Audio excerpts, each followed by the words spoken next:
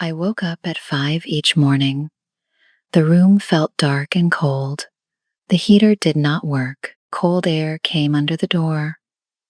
I put towels near the floor. It still did not help. Kieran slept beside me under two coats. He looked soft and sad there. I looked at him and smiled. I loved him with my whole heart. I thought love meant hard days. I thought love meant staying. Our basement apartment was very small. We had one low bed. We had one old table.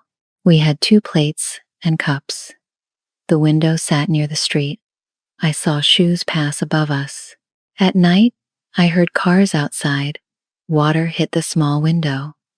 The walls had old wet marks. The floor felt hard and dirty.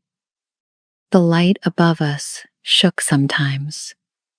Still, I called it home. We ate instant noodles most nights. I made them in one pot. Sometimes I added one egg. Most times I added nothing. Kieran said it still tasted good. I smiled because he smiled. He told me he lost everything.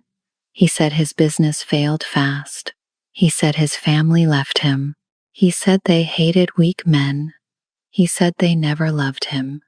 His voice broke each time. I held his hand at dinner. His fingers felt warm and clean. My fingers felt dry and sore. I told him he had me. I told him I believed him. He looked down and cried. I thought he was a hurt man. I thought life treated him badly. I thought the world hit him. So I worked harder for us. I did not ask for much. I only wanted him safe. I worked at the diner daily. I wore a red dress there. I carried plates for 10 hours. I smiled at rude people. I smiled at loud people. My boss called me good and fast. My feet hurt before noon.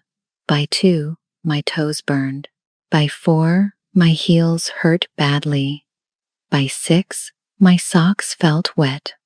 Sometimes I saw blood on them. I washed them in the sink. I bought cheap shoes from sales. The soles cracked after 1 month. I put tape on the sides. I pushed paper in one heel. I told myself they worked fine. They never worked fine. I came home after dinner rush. My back hurt and shook. Kieran sat on our old couch. He played games on his phone. Blue light shone on his face. He said his mind needed rest. I cooked before I sat down. I boiled water for noodles. I gave him the bigger bowl. He said he needed food. He needed food to think. I said yes and kissed him. He talked about his business plan. He drew boxes on old paper. He wrote names for new apps. He said investors would call soon. I believed every single word. I wanted him to win. Rent came due one cold night. My diner check did not cover it. I counted money on the table. I counted it 3 more times. Kieran watched me from the couch. He did not move closer. I asked him about a job. My voice stayed soft and low. I did not want to hurt him. He dropped his phone on the blanket. His face changed very fast. His eyes turned hard. I am trying, Chloe, he said. Do you only care about money? His words hurt my chest. He looked at me with wet eyes. I thought you loved me. Then he turned from me. Shame filled my whole body. I said sorry many times. I told him I loved him. I told him money meant nothing. I said I just felt scared. He let me cry beside him. The next morning, I found work. I took a second job. I cleaned offices at night. I mopped floors in tall buildings. I emptied trash from rich desks. I cleaned mirrors and toilets. My days became long and hard. I woke up at 5. I worked at the diner first. I stood for 10 long hours. I ate old fries sometimes. Then I rode the bus downtown. The office job started at night. I wore gloves with holes. I carried bags bigger than me. I scrubbed coffee stains from carpets. I cleaned rooms with leather chairs. I saw fruit no one ate. Sometimes I took one apple home. I put it in my coat. I saved it for Kieran. He said fruit helped his focus. I nodded and felt proud. I thought I helped his future. I paid the rent each month. I paid for his phone. I paid for his shirts. I paid for his art pens. I paid for his haircuts too. He said looks helped business. I bought my socks in packs. They were thin and gray. I sewed holes with black thread. I washed my uniform by hand. I dried it near the stove. It still smelled like fried food. Kieran said he hated our life. He said he felt like nothing. He said I was his light. I held him when he said that. I forgot my own pain then. I felt needed and good. Some nights, I could not eat. My stomach felt tight and sick. I drank hot water and slept. Kieran asked if I felt fine. I said yes, because he worried. He nodded and played his game. He told me women leave poor men. He said poor men lose respect. I promised I would never leave. I said I was not like them. I said I chose love first. He smiled in a strange way. I did not see it then. I only saw my husband. I only heard his sad stories. I only felt my own duty. I called it love and loyalty. So I worked even harder. Months passed in that cold apartment. My face looked thin in mirrors. My hands looked older than 30. My feet never stopped hurting fully. My knees hurt when I stood. I still kept a smile ready. Kieran stayed home most days. He said work blocked his ideas. He said stress hurt creative men. He needed quiet, food, and time. I gave him all three things. I gave him almost everything. One Sunday, I slept late. The room looked gray and still. My body felt heavy and weak. Kieran shook my shoulder at 9. He said he needed clean clothes. He had a call at noon. I got up without a word. I washed his shirt in cold water. My fingers turned red in the sink. He stood behind me and sighed. He said the collar looked old. I said sorry and scrubbed harder. At night, he spoke of our future. He said we would have a house. He said I would stop work. He said I would wear soft shoes. He said I would rest soon. I held those words tightly. I believed him because I loved him. I believed him because I felt tired. A tired heart needs one reason. My reason was Kieran. My reason sat on the couch. My reason ate my bigger bowl. Every day looked the same. I woke up at 5. I worked at the diner. I stood for 10 hours. My feet bled in my shoes. I put tape on them again. I came home and cooked dinner. Kieran smiled when I served him. I smiled back and touched him. I did not know the truth yet. I did not know his real life. I only knew our poor home, and I chose him every day. One rainy night changed my life. I worked a double shift. The diner felt hot and loud. My head felt light and strange. My hands shook around the plates. I told myself to keep going. Customers came in after the storm. They wanted soup, coffee, and pie. I carried tray after tray. My shoes felt wet inside. My socks stuck to my skin. My feet felt open and raw. I had not eaten since morning. I drank water from the tap. My boss told me to sit. I said I felt fine. I lied because rent was near. I needed every dollar. At 10, the room moved around me. I held the counter with one hand. A plate fell from my other hand. It broke near my shoes. A woman shouted for help. Then the floor hit my knees. I heard voices far away. Someone said my name twice. Someone put a coat under me. My boss called for an ambulance. I tried to sit up. My body did not listen. The ambulance took me to hospital. Bright lights hurt my eyes. A nurse asked many questions. I answered with slow words. My mouth felt dry and weak. My chest beat too fast. A doctor came after tests. He looked tired but kind. He said my body had no rest. He said I ate too little. He said I worked too much. He looked at me very seriously. You need rest for 1 week, he said. Your heart needs a break. I stared at his face. 1 week sounded like a joke. I could not miss one shift. I could not lose pay. He told me to listen. He said my heart could stop. His words made me cold. I thought of rent again. I thought of Kieran at home. I thought he would help me. The nurse gave me papers. She told me about the copay. It was $500. I stared at the number. It looked bigger than my whole life. My hands shook around the paper. I called Kieran from the hospital. Rain hit the window hard. My voice broke when he answered. I told him I collapsed. I told him I felt scared. Then I asked for help. Kieran, I need $500.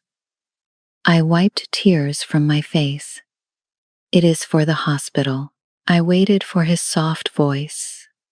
I waited for love and care. I waited like a fool. He sighed into the phone. The sound was long and cold. Chloe, you know I am broke. His voice had no fear. You have to figure it out. Then he said something worse. Just leave the hospital, he said. We cannot pay that bill. I held the phone tightly. My eyes filled with hot tears. My chest hurt more than before. He did not ask more questions. I said the doctor warned me. I said my heart felt weak. He said doctors always scared people. He said hospitals wanted money. He told me to come home. Then he ended the call. I sat in that hospital bed. My uniform still smelled like grease. My shoes sat under the chair. Tape covered both cracked sides. Blood marked the back of one sock. I felt small and very alone. I signed papers with shaking hands. I left before full care ended. Rain waited outside the doors. I had no money for a cab, so I walked home in rain. Each step made me dizzy. The streetlights looked too bright. Cars splashed water on my legs. My coat felt heavy and wet. I held the wall sometimes. I told myself we were poor. I told myself love was hard. When I reached our basement door, Kieran opened it. He looked annoyed and sleepy. He asked why I took long. I said the walk was hard. He nodded and went back inside. He did not hold me. I made tea with hot water. My hands shook near the stove. Kieran sat under the blanket. He asked if I could cook. I looked at him for 1 second. Then I opened the noodle pack. My body begged for rest, but I still fed him first. I lay down after midnight. My chest felt tight and slow. Kieran slept beside me easily. I stared at the dark ceiling. For 1 week, I worked less. I still went to the diner. I could not afford full rest. I skipped the office job twice. Kieran said we needed money. His voice made me feel guilty. I tried to believe him again. I tried to understand his fear. I told myself he felt shame. I told myself he felt helpless. I told myself poor men acted hard. I lied to protect him. One Saturday, I washed his clothes. We had no washer at home. I took bags to the laundromat. I counted coins before each load. I washed my uniform and his jeans. I wanted to save every cent. I turned his jeans inside out. I checked the pockets like always. My fingers touched something hard. It felt cold and heavy. I pulled it out, slowly. A metal card sat in my hand. It was black and smooth. It looked expensive and strange. I had never seen one. It had Kieran's full name. The letters looked clean and silver. My mouth went dry at once. I read the name again. I knew that name very well. My husband's name sat there. My poor husband had this card. My broke husband had this card. My hands started to shake. I looked in the pocket again. I found a small receipt. It was crumpled but clear. It came from a famous restaurant. I knew rich people went there.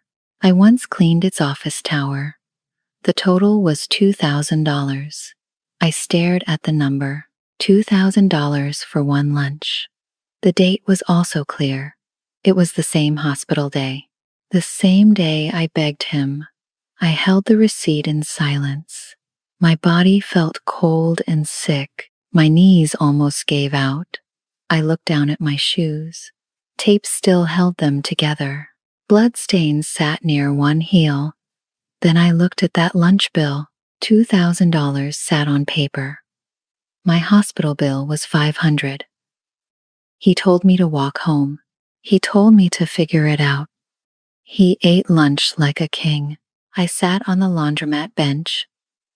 Machines turned around me loudly. People talked near the door. A child laughed by the seats. But I heard almost nothing. I only heard his voice again. You know I am broke. Just leave the hospital. Do you only care about money? Each line hit me again. Each line became dirty and sharp. I saw my life very clearly. My husband was not poor. My husband was not starving. My husband was not trapped. My husband was not a victim. My husband was a liar, and I lived inside his lie. I put the card back carefully. I folded the receipt into my bag. I finished the laundry in silence. I did not cry there. My tears felt far away. Something hard grew inside me. That night, I watched Kieran eat. He asked why I looked strange. I said I felt tired. He told me to sleep early. He said, tomorrow might feel better. I looked at his clean hands. I wanted to scream at him. I wanted to throw the card down, but I did not speak. I needed to know everything. I needed to see the truth. I needed proof with my eyes, so I smiled a little. I washed his bowl after dinner. I folded his clean clothes slowly. I put his jeans on the chair. I left the black card hidden. Then I slept with open eyes. The next morning, I had a plan. Kieran acted normal the next day. He drank coffee at the table. He talked about new ideas. He said success felt close now. He asked for my full trust. I looked at him and nodded. My body still felt weak. My chest still hurt sometimes, but my mind felt sharp. I watched every move he made. I listened to every small word. I waited for his mistake. 3 days later, he dressed early. He wore his best old shirt. He combed his hair with care. He told me he had an event. It is a free networking event, he said. I need it for business. He looked nervous, but not poor. I stood near the sink. My hands stayed in dishwater. He smiled like a sweet husband. Then he asked for money. "Can I have $20? For the bus," he said. His face looked soft again. I dried my hands slowly. I took cash from my bag. It was lunch money for me. I gave it to him. He kissed my cheek and left. I waited until his steps faded. Then I grabbed my coat. My friend Maria had a car. She lent it to me that morning. I told her I needed help. I got in the car fast. I parked near the corner. My heart beat hard and loud. Kieran walked down the block. He did not go to the bus. He turned behind a closed store. I followed him with my eyes. A black car waited there. It was a new Porsche. It shone even under gray sky. A man opened the door for him. Kieran got in like he belonged. I felt the world go quiet. My poor husband rode that car. My broke husband had a driver. My tired hands held the wheel. I started the car and followed. I kept far behind him. He left the poor part of town. He drove past shops and bus stops. He drove past office towers. Then he left the city road. Houses became big and bright. Lawns became wide and perfect. We entered the richest area in the state. I knew it from cleaning work. I cleaned homes near there once. Those people had heated garage floors. Their dogs ate better food than us. I still followed the black car. The Porsche stopped before tall gates. A guard came from a small house. He smiled at Kieran through the window. Then the gates opened slowly. The car drove up a long road. A huge house stood at the end. I parked far from the gate. My hands felt numb on the wheel. I stared at the mansion. It had huge glass windows. Warm light filled every room. People moved inside with glasses. I left the car and walked. I stayed near the dark trees. My cheap shoes sank in wet grass. Tape rubbed my sore heel. I moved closer to the patio. No one saw me there. Through the glass, I saw Kieran. He did not wear old clothes now. He wore a dark velvet suit. It fit his body perfectly. His hair looked clean and styled. He held champagne in one hand. My stomach turned at the sight. He laughed with rich people. They wore jewels and fine clothes. They looked bright, full, and calm. He looked full, too. He looked happy and easy. A tall woman stood beside him. Her silver hair looked perfect.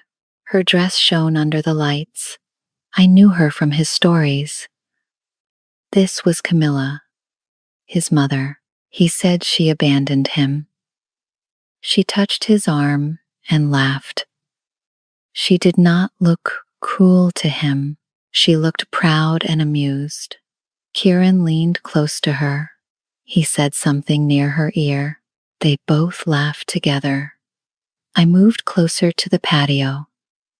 A window had a small crack. Warm air came out to me. So did their voices. I stood in the dark and listened. My heart felt cold and hard. A man asked about me. He called me the diner wife.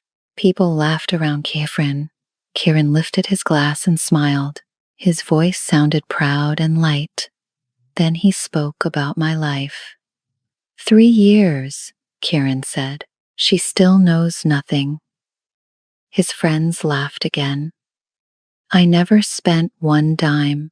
He tapped his glass with 1 finger. Not 1 dime from my trust fund.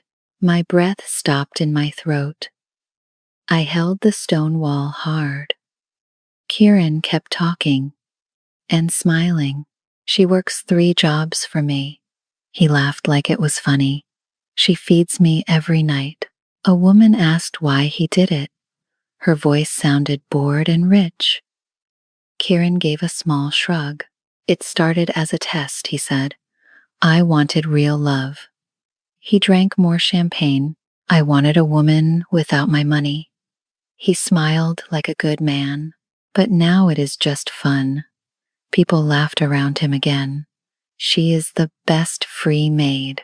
Then he bowed like a joke. I looked at his face inside. I did not cry at all. My sadness left me very fast. Something stronger took its place. I felt deep disgust in my body. It sat in my bones. He watched me starve for years. He watched my feet bleed. He watched me fall at work. He heard me beg for help. He had money every day. He chose to let me suffer. Camilla laughed and drank wine. She did not look shocked. She did not tell him to stop. She looked proud of his game. She raised her glass to him. My skin felt dirty from it. I thought of our cold apartment. I thought of the broken heater. I thought of the noodles. I thought of my hospital walk. I thought of that lunch receipt. I thought of my taped shoes. He called it a test. He called me a maid. He called my love fun. He made my pain a game. He made my work a joke. He used my heart for sport. I stood in the dark grass. Rich laughter came through the glass. My cheap coat felt thin and wet. My feet hurt inside my shoes. But my mind felt calm now. I knew what I must do. I stepped back from the window. No one saw me leave. I walked to Maria's car. I sat inside and breathed slowly. My hands did not shake now. My tears still did not come. On the drive home, I said nothing. The road lights passed my face. The city grew poor again. The streets looked gray and cold. Our apartment waited below the street. But it was not my home now. I unlocked the basement door quietly. Kieran was not there yet. His game controller sat on the couch. His dirty bowl sat on the table. His old lies sat in every corner. I saw them all at once. I packed one small bag first. I took my papers and clothes. I took my work shoes, too. I left his things where they sat. I did not break anything. I did not scream his name. Then I pulled out every receipt. Rent receipts filled one old box. Grocery bills filled 2 envelopes.